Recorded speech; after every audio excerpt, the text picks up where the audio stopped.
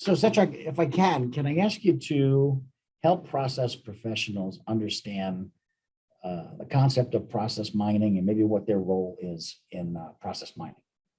Yeah, that's a great question. It's in my opinion, in this whole business process or process professional world, it's one of the hottest trends.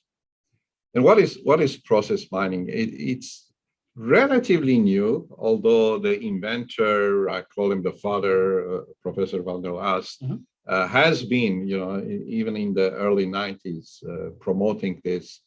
And now we have several companies that are providing process mining. And what we are also seeing is that business process management vendors starting either to partner or even acquire process mining. What is it then? And as you said, why should we care? Why do we care? Yeah.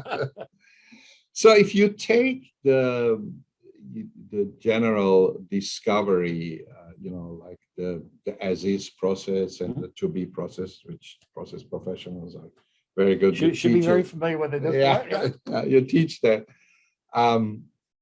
That is often based on, for example, walking around and seeing how people are doing their work and where is the paper, what is the paper trail, and I've seen examples where people like walk together. Right. Sneaker net. Yeah. Sneaker net is not dead. And record, what's happening. Another example I've seen in the terms of this discovery is, you sit in a room and you bring the laptops, etc., and you have the people involved. You ask them questions.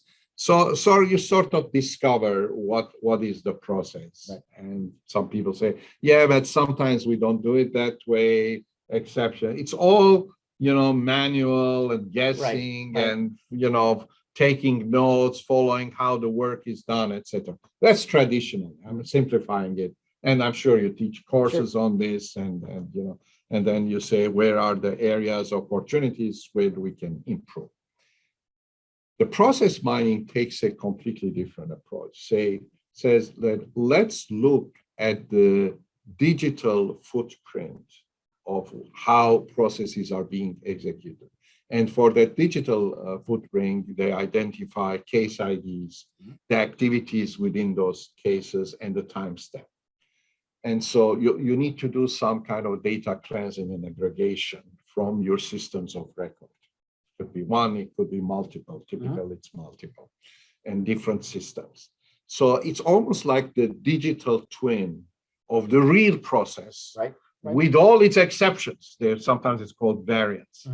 So this is a technology. It has algorithms in it that looks at these event logs, sometimes called the case log and whatever, and then it generates a process map. It discovers a process map plus all its variants. So it tells you what is the most frequent process and all its variants out of the data. It's a data-centric approach for process improvement and automation. Right. So it's not my guess on the things that are happening. It's a systematic approach to capture the exceptions and try to build those into the model. Absolutely. And I recommend it as a precursor. There's a related term, maybe we can get into it, which is called task mining. And so task mining, it's more like, to keep it simple, what's happening on the desktop, how you're getting the job done. Process mining is more, looking at the digital footprint end to end, involving like SAP, Salesforce, other systems, and then in between, there's a lot of manual. And sometimes you can also distinguish between tests which were done automatically and manually. And then it's not just looking at pretty picture, it will generate the process map. So that's what I want to say. You're not using BPMN. I mean, you can bring BPMN and say what it should be and compare the two. Right.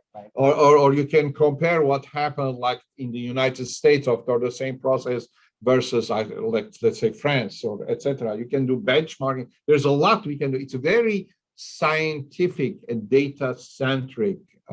Professor van der Laast, for example, says it's the intersection between data science and process science. And so I really like that. And it's a diagram for that. So all the things you're doing in the process side, there is a lot that is happening on the data science side. Right. This is the intersection. It's a data-centric discovery, compliance, enhancement opportunity for based on your real, as you mentioned, the real data that you get from the digital footprints. Excellent.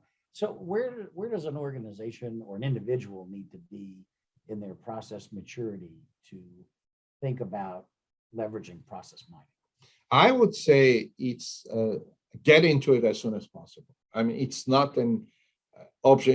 It's the right way of doing it. And in fact, and I've covered this in some of my material, and I'm more than happy to engage with your community. There's a linkage to Lean Six Sigma here, because in Lean Six Sigma, you are also trying to identify waste. You're trying to identify where are the variants, right? Right. Yeah, I mean, the whole notion of Six Sigma is consistency. There is really, I mean, it's a tool for process optimization from a Lean Six Sigma. You teach that. Yeah, absolutely. That's part of our operational excellence offering. So, so there's not a really long road to get the process mining. It can help move you along quicker rather than going down the traditional path. All right. Well, thank you so much for that. And for those that haven't picked up a copy of data-centric's newest book, DPM Institute, we consider this recommended reading. We're towards the end of summer, but the book is relatively new, and we suggest you give it a once over. Thanks so much for watching.